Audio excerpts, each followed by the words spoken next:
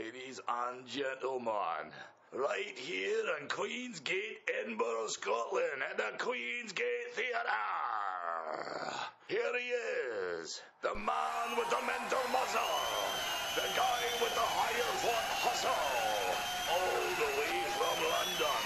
Ladies and gentlemen, here he is, his lectures on mental sciences. Here he is, Thomas Troward. Yes, give him a hand. Thomas Troward, yeah? Well, they do say the camera in there adds £10.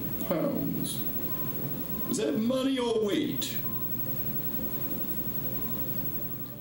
Thomas Troward was born in Punjab, India in 1847 of British parents, Albany and Frederica Troward. Thomas was brought back to England to attend school in 1865. At the age of 18, he graduated from college with gold medal honors in literature. We cannot really think in one way and act in another. I do impressions. Anyway, where are we? Troward here, Thomas Troward. Glad to speak with you today. Although at heart he always considered himself an artist and painter, he later decided to study law. It is the enduring truth that every infraction of the law of nature must carry its punitive consequences. That's nasty. I was in a bad mood that day. Is the enduring truth. Yes, okay. It is the enduring truth which can never be altered, that every infraction of the law of nature must carry its punitive consequences with it.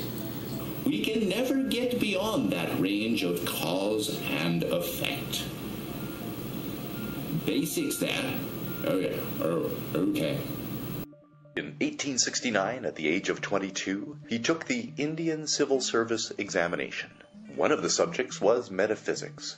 Troward surprised everyone with his answers because of their originality.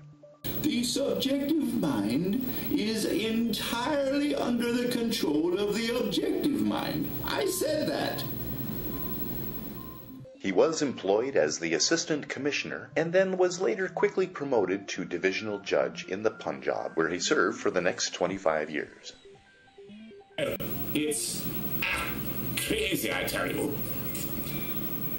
Troward's favorite hobby was painting. He had won several prizes for art.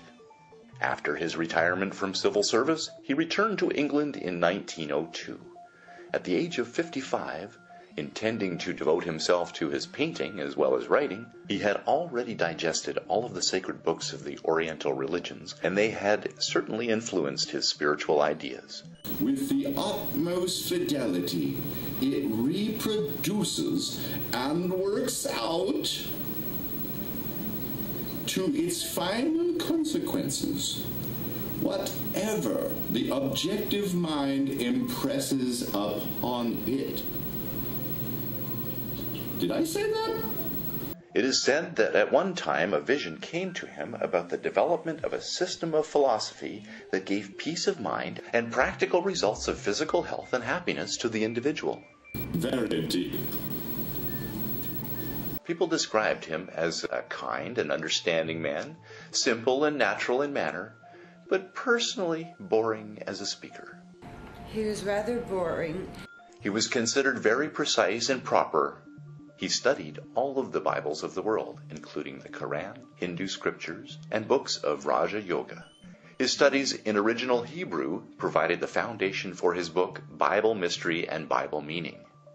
After returning to England, Troward began to write for the New Thought Expressions publication. He had already developed in some detail what his philosophy of mental science would look like. He was coincidentally introduced to the Higher Thought Center of London through a Mrs. Alice Callow. You're Mrs. Alice Callow? Yes, I met him in a tea room. The group immediately recognized him as an extremely articulate and learned individual. He was invited to give a series of lectures, and in 1904 delivered his famous Edinburgh lectures at Queen's Gate in Edinburgh, Scotland. These lectures were given to a small but appreciative group, It is also said that this captive, willing audience vaguely understood what he was saying. Desire will in due time. Desire will in due time. Desire will in due time externalize itself. Externalize itself in concrete form. Yes, externalize itself. It's out there somewhere. I just need to think of it first. Troward's genius did not go unrecognized, though. The philosopher William James characterized Troward's Edinburgh lectures on mental sciences as far and away the ablest statement of philosophy he'd ever met. Beautiful in its sustained clearness and thought and style, a really classic statement. It is said that his writing is a combination of intuitive Oriental mysticism filtered into a Western pedantic writing style. Our repeated failure to fully act as we would wish must not discourage us. It is the sincere intention that is the essential thing, and this will in time release us from the bondage of habits which at present seem almost insufferable. Insufferable. I'll have to look that up. I said it, but I'll have to look it up anyway.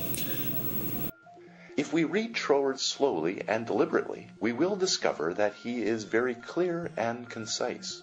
Creative power is that receptive attitude of expectation which makes a mold into which the plastic and as yet undifferentiated substance can flow and take the desired form. The secret of understanding Troward is to understand his major premises, then how he logically argues from these premises. This is typical of the Western legal mind. Success depends on our using, not opposing. Troward was a product of his time. His books use scientific jargon that was present around 1900. Troward was a major influence on the works of Ernest Holmes, Frederick Bales, Joseph Murray, and Emmett Fox, and has been quoted by numerous other writers. He was raised in the Church of England and had read the Bible daily from childhood, so it is understandable that his books, Bible Mystery and Bible Meaning, have a clear Christian reference. He has been recognized for his historical contribution and influence to religious science and the New Thought movement around the world. He's also recognized to some extent for the liberal ideas that he brought to the Church of England. Having seen and felt the end, you have willed the means to the realization of the end. You have willed the means to the realization of the end. Have I made myself clear? Clear as mud? Take heed. I know, that's a new expression. Take heed. Get down and boogie. Woo-hoo. Thomas Troward passed away May 16, 1916, at the age of 69. Now back to your regularly scheduled theater.